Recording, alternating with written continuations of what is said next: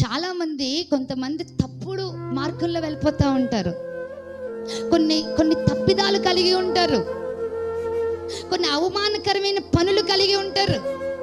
నీలో ఇది ఉంది, ఇది నువ్వు కరెక్ట్ కాదు, నీ స్థితి ఇది కరెక్ట్గా లేదు, నువ్వు ఇది సరి చేసుకోవాలంటే వాళ్ళు ఏం చేస్తారో తెలుసా? దాన్ని కప్పుపుచ్చుకునేలాగా చిత్రీకరిస్తూ ఉంటారు. దాన్ని ఒప్పుకోరు. వారి నిజస్థితి ఏంటో, వారి తప్పు జీవితం ఏంటో, వారి అక్రమమ జీవితం ఏంటో, వారి అన్యాయమైన జీవితం ఏంటో దేవుని దగ్గర కూడా ఒప్పుకోవడానికి ఇష్టపడరు కొంతమంది. తగ్గించుకునే స్వభావం వారికి ఉండదు. రెండవదిగా ఏమంటుందంటే, నేను నల్లని దాన్ని. అవును, నేను నల్లని దానినే. నిజస్థితి ఒప్పుకుంటుంది.